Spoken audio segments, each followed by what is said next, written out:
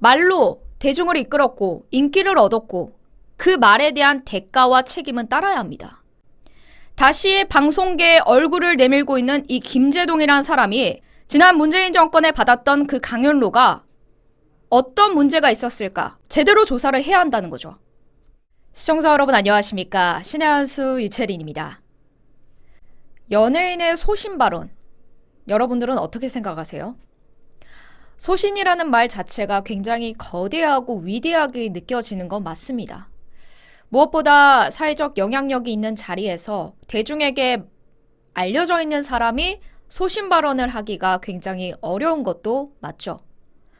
하지만 이 소신이라는 이름 자체에 걸맞게 자신의 뜻을 대중에게 부끄러워하지 않고 알리는 것과 자신의 생각을 대중들에게 주입시키는 것은 다릅니다.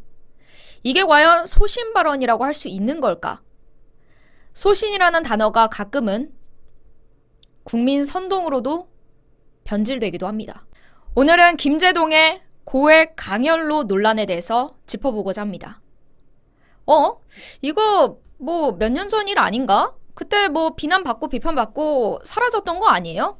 그 고액 강연로 논란은 논란만 일었지 사실상 무언가 조치라던가 해결된 거는 없었습니다. 지난 문재인 정권에서 누릴 만큼 누렸던 방송인이에요. 이 사람은 2019년 고액 강연로 논란이 터집니다. 누릴 만큼 누리고 있다가 이게 터진 거예요. 지난 2019년 6월 김제동의 90분 강연로가 1,550만 원이라는 논란이 확산되기 시작을 합니다. 와, 90분의 강연로가 1,550만 원? 이거 도대체 얼마야? 엄청나죠?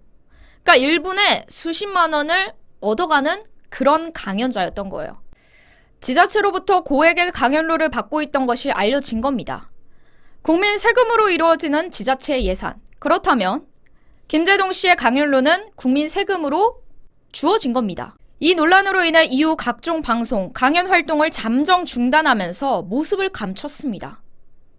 물론 말 잘하고 유명하니 그 정도 가치 있지 않나? 그 정도의 값을 하지 않나? 이렇게 생각하시는 분들 있을 거예요. 그런데 문제는 왜였을까요? 왜 이 사람이 비난을 받았을까요? 김제동이란 사람은 말로 먹고 사는 사람이었고 말로 대중을 끌어당기는 사람이었습니다. 지난 2018년 KBS 한 프로그램에 나와서 김제동이 이런 말을 한 적이 있습니다. 유명한 말이죠. 국회의장 망치와 목수의 망치가 동등한 가치를 인정받는 날이 오길 바란다. 국회의장이 두드리는 망치, 그냥 일반 목수가 두드리는 망치. 이는 엄연히 다르지만 이 가치는 동등해야 한다. 이런 말을 했던 사람이 자긴 유명하고 급이 있으니 다른 사람보다 이 정도는 강연로 받아도 된다? 이런 식의 내로남불의 비판을 받았던 겁니다.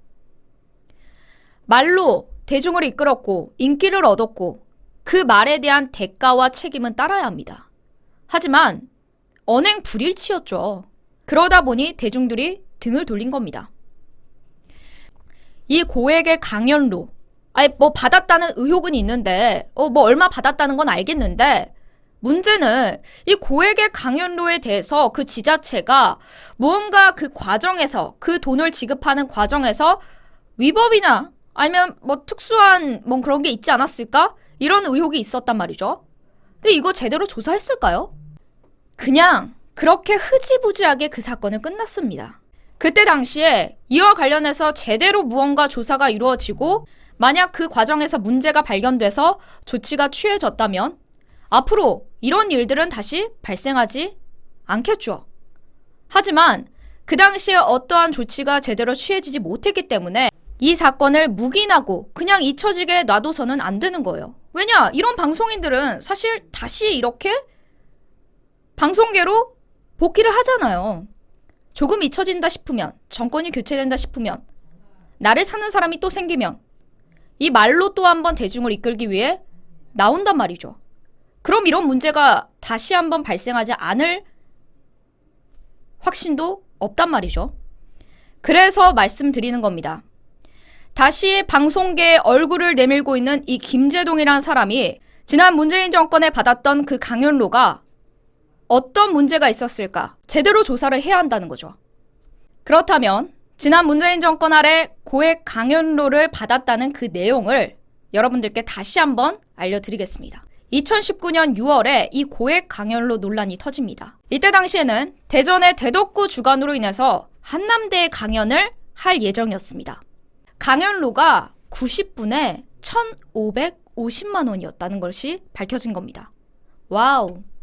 이 일이 커지자 이 외에도 다른 지자체에서 고액의 강연료를 받았던 사실이 알려지기 시작합니다. 2017년 논산시에서 90분 강연하고 1,620만 원을 받았다. 당시 논산시장은 더불어민주당 소속 황명선 시장이었습니다. 2017년 아산시에서 2번의 강연을 통해 2,700만 원을 받은 것으로 알려졌습니다. 그리고 더불어 2017년 4월 29일 아산의 이순신 축제 강연에서 90분을 강연하고 1,500만 원을 받은 것이 밝혀졌습니다. 당시 시장은 더불어민주당 복기왕 시장이었습니다.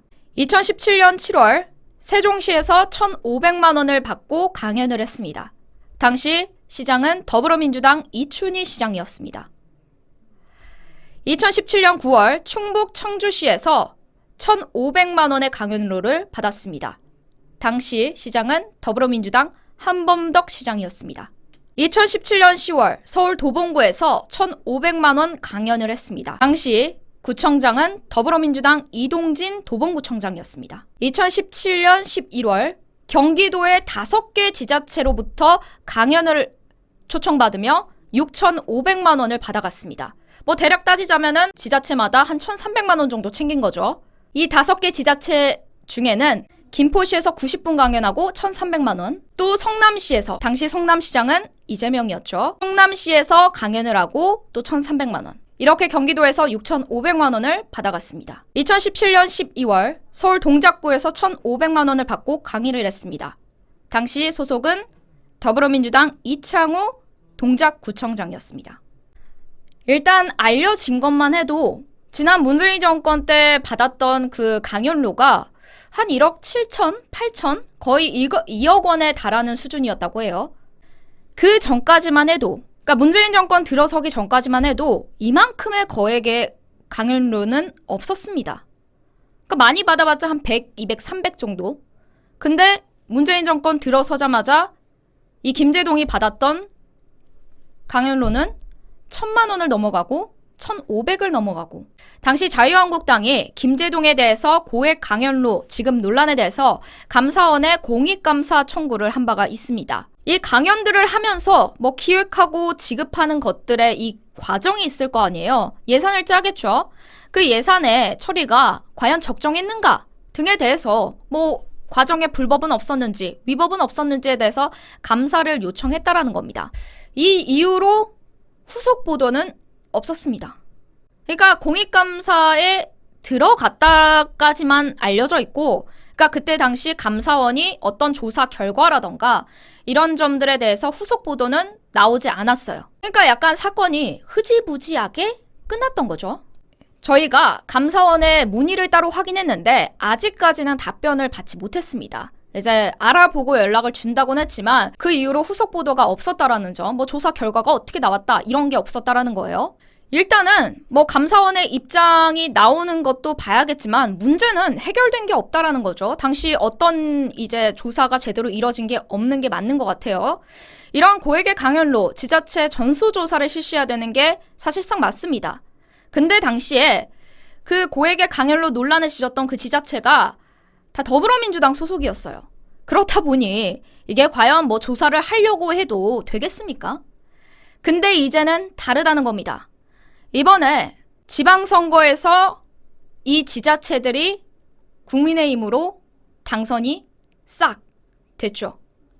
그럼 이제 그 전 당연히 문제가 있었던 것들을 아마 조사를 하게 될 겁니다. 그래서 저희가 이 지자체에 한 분 한 분께 당선인 분들께 문의를 드렸습니다.